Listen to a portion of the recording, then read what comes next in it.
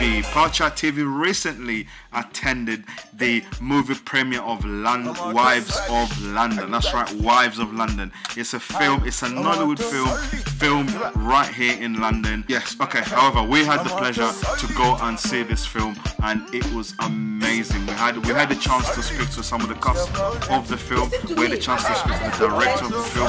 We had the chance to view, to see what was going on. Here are the highlights. Enjoy, and we shall see you next time.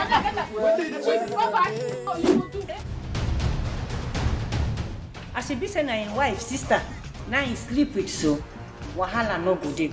Extremely preposterous. You know what the preposterous be? TV, we've got one of the main guys in the Nollywood scene right here with us. Not only is the actor, the director, a sponsor, the whole industry. This gentleman here is one of the guys you should know about. Now tell us, what was your involvement in the movie and what made you, what's your involvement in the whole movie? Well, the movie is actually my friend, member of the Producers Guild of UK Nollywood, that did this production. So we are here to support. That's what we do. We come to support. I'm not actually an actor in the project, but we are here to see the work. Yeah. So, have you had a sneak preview of what the movie is? I've seen the trailer, and again, the name alone speaks for itself. Wives of London. I'm sure it's going to be something really. Well, what does it mean to you? Somebody? Oh, a lot. I don't want to say too much until I see it, but it means and represents a lot for women, for wives. So I'm excited speaking to the producer, the writer, and almost the main person in the movie. Tell us, what inspired you to do this movie and why Wives of London? Very good question. It's, I wouldn't say it's easy, but by His grace, we have been able to do it today, and today we premiere it. It's why Wives of London? Well, I am somebody that I've got very lovely heart, and we do talk to a lot of people. So I've done my research, put together all the things that they've been telling me, the wives of London, their local lives, how they've been betrayed, betrayed, cheats. I put them together, and then I will not forget the most important word, love. It's all put together in this movie to make people happy and laugh. Beautiful lady. Okay. And yesterday in the movie, Wives of London. Her name's Tia. Give us, what was your role in the movie? One of the, I don't want to say, I'll wait for you guys to get in side there. Dish or a side dish? Huh? What your side dish? No. Not side chick? No. I'm an auntie. We've already spoken to side chick. I was fighting for my brother because the wife was nasty, and I want you to come and see how I performed, and you're not gonna regret. Yeah. Okay. This movie, have you found it inspiring? Has it inspired you? As in, what have you taken out of in terms of inspiration? It has inspired me a lot because in London here, it's like bringing Nigeria to London. Yeah. So it's. Okay. In terms of the Nollywood scene, I mean, you've got the Nollywood scene here in London, you've got the Nollywood scene in different parts of the world. How is the Nollywood scene compared to the one in Nigeria and the one in London? Well, I would say we're getting there. We're better. Or they're better? I don't know. Who's better? Who's better? We are better, yes, London. TSA, officially London has got a better Nollywood scene than Nigeria, right? I didn't say it, Tia did, yeah? Well, they're all right, but we're better. Okay. May we enjoy the movie, and we cannot wait to give the reviews after we see the movie. Thank you very much. And watch out for Compatible. I mean, Compatible too. Is that another film? Yeah, Missy Banjoko. And yeah. Part Chat TV, I'm speaking to the one and only Princess. I mean, I need to know who she is exactly. I'm still asking questions. Anyway, welcome to Wives Online. What has got you involved into this movie? Well, my background is media. I've been in media for 42 years as a broadcaster, actor, writer, and producer. And I'm also very close with Princess Rita, and who is the producer of this film. And of course, the chief strategist himself, Mr. Nelson Spike, who directed, and probably everybody that's the cast and the crew. So it's duty. It's duty. One has to be here. Yeah. Okay. Yeah.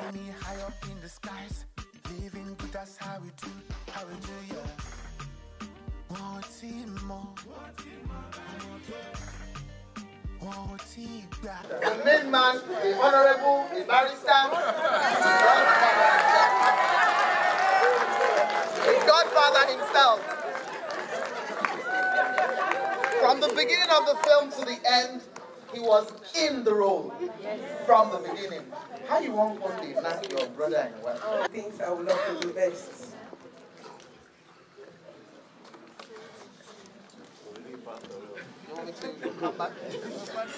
Yes, but I want to come back to the question now. It's based on true life stories. Did you hear that? It's based on a true life story. Based on true life stories. Our local London women of our hard the work and what they've been through, and the ones that, you know. What do you think about the movie? There was a lot of humor in it. It was fun. Being the first one, yeah.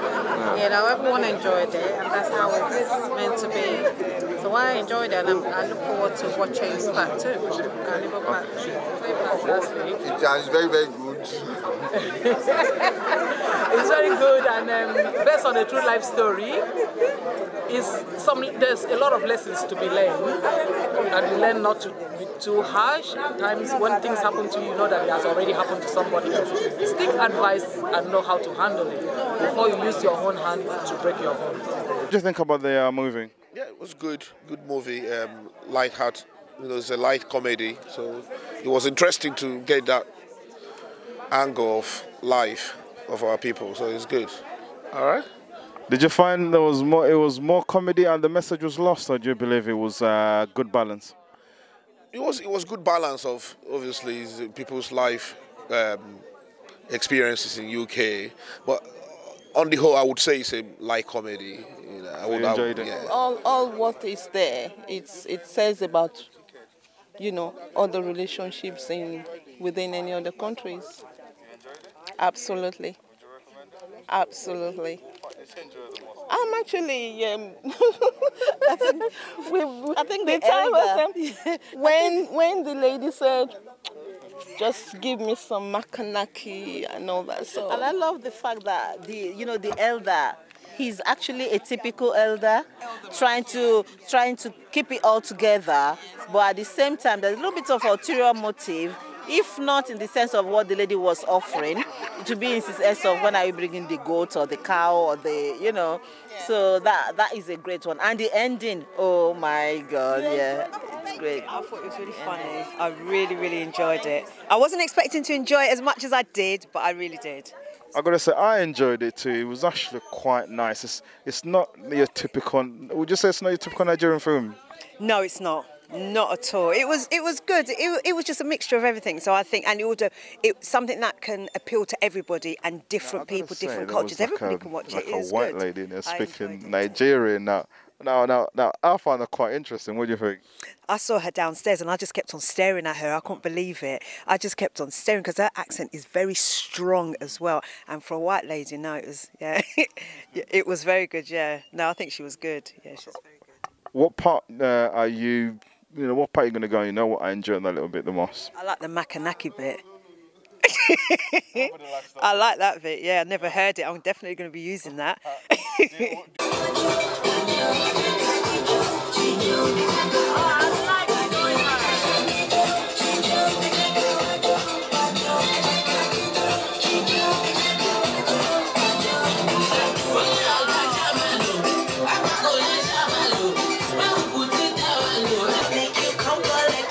Cause I did go with fire, you know I don't need to mention. Anything where them do, they know see make me change formation. As I bring this generation, almost is happy to me.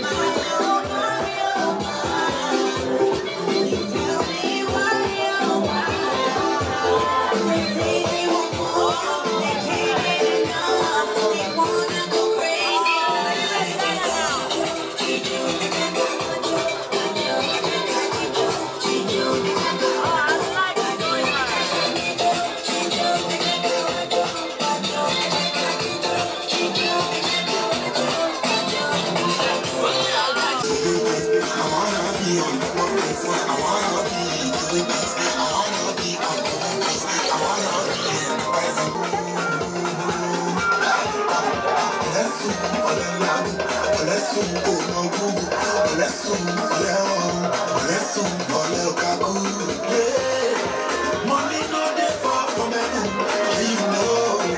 But no go come down from heaven. Because I wanna be on top of this. I wanna be doing this. I wanna be controlling this. I wanna be enterprising. Yeah, shawty no. Only look for my day. Shawty no. Why, shawty no. Money order. Shawty no. Only they come and marry. Shawty no. Congratulations on directing such a good movie with lots of humor, lots of fun, at the same time trying to portray a message. Thank you, thank you. It was a fantastic project. I actually I enjoyed working on this project because it wasn't meant to be funny, but we just found out that in passing the message we were going to pass across, it actually turned out funny. But that was not our intention. Speaking to Mr. Nelson Spike, the director of London Wives. And what got you to do the project? For starters, it was real. It was real. We have the tendency now to over-dramatize things, but the real issues they do not deal with. Though this is a satire, but every issue we dealt with is what happens that goes against normal tradition. Okay, what was the... I mean, congratulations on doing such a good movie. It's the picture's good, everything with the sound was good. One thing we try to find out is also be a little bit serious on the movies we watch. And do you believe the comedy overpowered the message? This is very important because it was not designed to be funny. All the actors were serious. It wasn't anything slapstick. But as an individual, they could relate to what was happening. That was what made it funny. And what is special about it is the extent of, if I should call it now, funniness for person A is different from person B, is different from... There are times that only men will laugh. There are times that only females will laugh. There are times that they will laugh together. So it is very unique. It wasn't designed to be funny, like I said. Though it carries a serious message, but you now found out that they could see the funny side and still discuss. You find out when couples go home, they will now talk about it. These are issues they would discuss because we've been able to bring it out through the medium of film. Do you believe that, obviously, in terms of the storyline, I mean, the storyline is not nothing new, and maybe the comedy twist on it was something that made it so exciting? That is very, very true. Fortunately, we got very good cast, and more importantly, we decided to use a language that we could identify with as Nigerians, because we have our language we call Pidgin, and they also use their native dialect. When you speak in Pidgin or your native dialect, there are some things that's lost in translation when you speak in English, but when you speak it in a language that people that understand it, it's deeper. That is one of the things that made it funny because, like I said, it wasn't designed to be funny. A man getting his wife's sister pregnant is not funny. But they were able to convey it in such a way. Like I said, when we were filming it, it wasn't meant to be funny, but it was funny. A man that cannot perform is not funny. It's a serious issue. But the way it was put across, it now came out, it turned out funny. Okay, fantastic. You've touched something which is serious, and that's the cast. Did the cast make the filming easy? They were amazing because the script was written in English. It was written in proper English, but they were the ones that converted it. So it was done in proper English, and the way they converted it was They are good. They are very, very good. As the director, what part stands out for you? Obviously, Makanaki. Now, because now she's very talented. More importantly, she delivered the line with a straight face. And when she was actually acting on set, she was very serious. She wasn't joking about it at all. It wasn't meant to be funny. But like I said, her delivery was so good, though the audience are laughing, we are still dealing with very serious issues here. So it's not slapstick comedy. It wasn't designed to make people funny. She wasn't acting in a funny way. But because people could relate to what they were seeing, that was what made it funny. And the camera is not Nigerian or even African, but she enjoyed it. And I think it's for me, the part that I take away is the fact that it's serious, it's comedic, it's serious, comedic. And at the same time, the guy seems serious in the acting of it. You know, it's not like they're laughing. They're actually not even laughing in it. No, they're not. They are very serious. So that and it is unique in that for them to be able to. This is the strange bit. They were not attempting in any shape or form to be funny. They were not attempting to make the audience laugh. They were dealing with serious issues, the way a typical African man would deal with it. Okay, yes, I got your younger sister pregnant. So what? It happens. You brought her from Nigeria. She's always walking around. What was I supposed to do? You know, so these are issues, and they understand that our audience understand it because that is the male psyche in Africa, which is different from what happens here. So we also dealt with clash of cultures in certain issues, in certain cases. But it's very serious in that people would watch it, couples especially, people in relationships and all, and they would take something from it. It would make very good bedtime story. Oh, definitely. That's we're going to finish now. In terms of the characters that you chose for the different scenes, are all these characters eventually going to maybe meet as in terms of when it's been filmed? Because it's like different characters and they all somehow have their own lives to live, and we don't know if they know each other or they're known to each other. That was deliberate. The only connection between them, it's who we call the judge. He is the running theme through the film. So he judges different cases. The reason for that is so we can make some stories self-enclosed. So we do not have to delve into their story. We just bring him in, he listens to what they have to say and passes his judgment. But when we do this, like the different series, we're now going to pick one story that will run from beginning to end. But while we do that, we're now going to throw in some other sub-stories that shouldn't. But back to your question, no, they will not be linked. The only link will be the judge. Fantastic. Thank you so much. And we cannot wait for the